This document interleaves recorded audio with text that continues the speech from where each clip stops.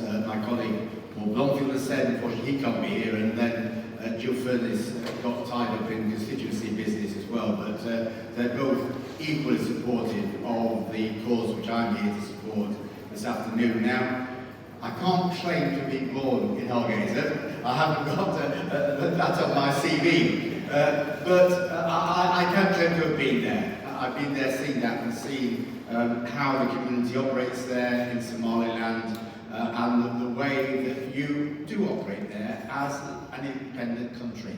It isn't legally recognised, but it is factually there. No one can deny it, who's been to see what happens there. A few weeks ago, as has been mentioned, we had a debate in Parliament, cross-party, members from the Conservative side as well as the Labour side, all arguing the case for an independent Somaliland.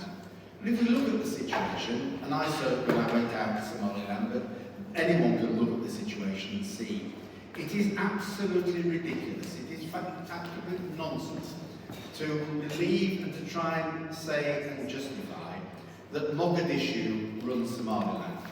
Mogadishu can't run itself, let alone run Somaliland. That's absolutely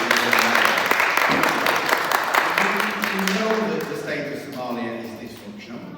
We wish it well. We hope that the civil war and the fighting there and the terrorism that happens can be sorted out so that people there can live peacefully in their own country. But the reality is that their own country of Somalia is a different country to Somaliland. And we only have to look at the history of how the two countries effectively split in '91 with the most awful civil war and the amount of genocide and the murder of civilians that happened to people in Somaliland. You can't turn the clock back and pretend that didn't happen. It happened, and it led naturally to the people in Somaliland moving away and wanting to run their own country in their own interests. And that's perfectly natural for Somalilanders to want to do.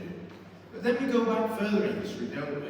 Because there's one problem that always occurs in Africa when you discuss independence from particular countries which currently are linked to another territory. And the word always comes out, post-colonial boundaries. Because there are so many territorial disputes in Africa that none of the governments want to recognise an independent state elsewhere because of the concerns they have what it might do to independence movements in their own countries. But in that respect, we know Somaliland is different. Because what happened on independence, the British Protectorate of Somaliland got its independence at the same time that the Italian territories got their independence. Two parts of Somalia got their independence at the same time, and Somaliland was independent by itself for 5 days, and then voluntarily decided to join a union with the Italian part of the country. It was a voluntary agreement. Now, there was arguments afterwards that the constitution was never properly ratified in Somaliland because of disagreements over how the constitution was formed. But nevertheless, it was an independent, free choice of the people in Somaliland. That's what happened. So in deciding that they wanted to leave the Union, the people of Somaliland had merely exercised a reverse of the choice they had to join the Union, and that's free to join, free to leave.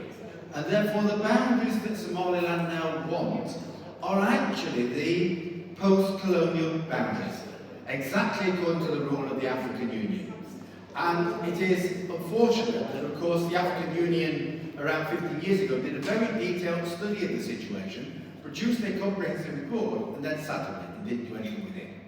So we have now got, I think, in the United Kingdom, to keep this issue alive, to keep raising it, to keep arguing for it, to keep saying this is a country which is not merely acting like an independent state, it is an independent state in all but legal recognition. An independent democratic state, which has its own democratically elected president, its own democratically elected parliament, and its own democratically elected local government. And what's more, the party that's been elected has changed from time to time, and the party that's lost has handed over to the party that's won, without another civil war.